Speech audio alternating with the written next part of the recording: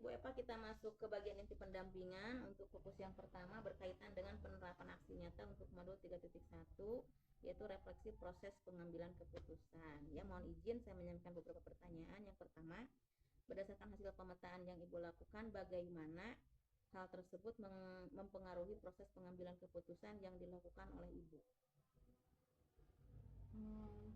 Ternyata dalam pengambilan keputusan itu kita dihadapi dalam beberapa dilema, misalnya contohnya dilema etika. Iya, kan? iya, iya. Jadi kita juga harus mengetahui dulu dalam pengambilan keputusan itu ada 4 paradigma, 3 prinsip, sama 9 langkah pengujian benar dan salahnya. Jadi tidak sesederhana yang kita lakukan biasanya ya Bu Eva ya. Iya, ternyata realnya. Ternyata kalau di guru penggerak kita menerima konsep gitu yang berkaitan dengan pengambilan keputusan ini memang secara panjang gitu ya, harus melalui uji benar salah dulu gitu ya.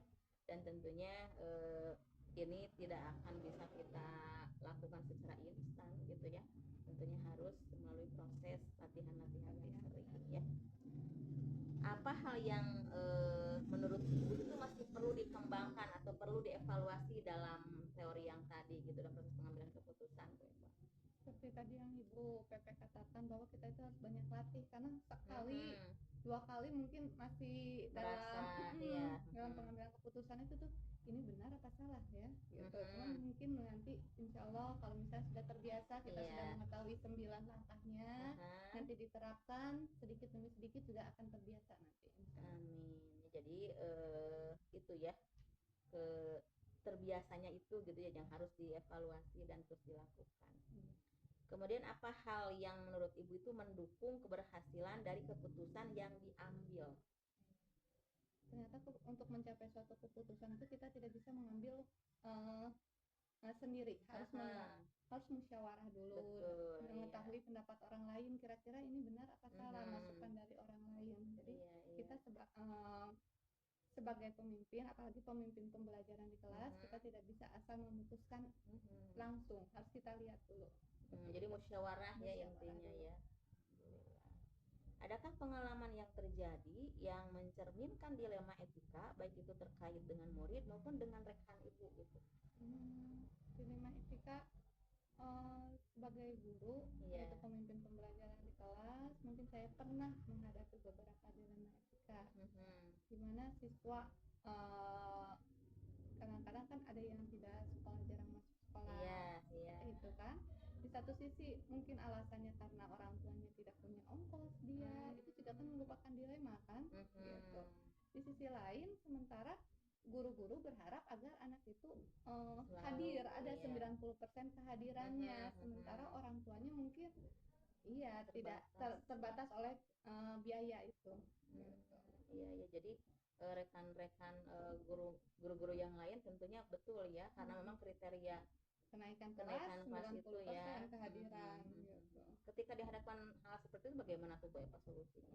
Solusinya saya akan memanggil siswanya tersebut, bertanya dulu apakah benar. Gitu kan, kadang-kadang ada orang yang siswa dari rumah berangkat tapi tidak sampai ke sekolah, itu yang tidak diharapkan oleh saya, tidak seperti itu. Tapi kalau misalnya emang kendalanya kayak gitu, seperti itu, ya mungkin saya akan berkolaborasi dengan orang tuanya juga, akan memanggil orang tuanya gitu, kalau misalnya kayak gitu. Lalu setelah itu kan kita tahu alasannya, oh ternyata benar, realnya seperti ini, maka saya akan berdiskusi, berkolaborasi dengan guru-guru yang lainnya untuk menceritakan keadaannya. Mungkin pasti guru juga ada toleransinya gitu.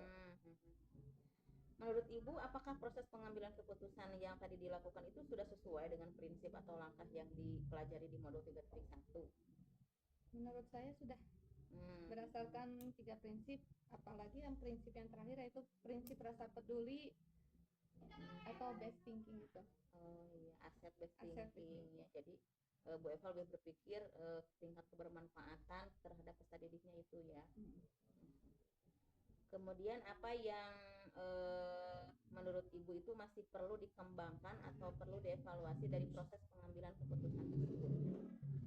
Yang dari kasus tadi gitu. Yang perlu dievaluasinya apa? Mungkin kedepannya ya sebagai seorang guru kita tidak bisa menjudge seorang murid. Iya. Ya, dari covernya, Iya, dari kelihatan wajahnya, mukanya, sikapnya, mungkin kita juga harus melakukan pendekatan terhadap murid itu, apa yang menyebabkan alasannya melakukan hal tersebut. Nah, Iya.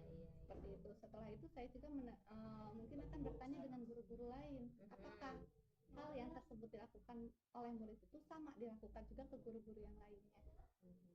Konfirmasi juga. Kadang-kadang kan ada seorang murid yang masuk di guru pelajaran A tetapi di pelajaran B nggak masuk, gitu. Pelajaran C masuk, pelajaran D nggak masuk, jadi pilih-pilih, ada juga kan seperti itu.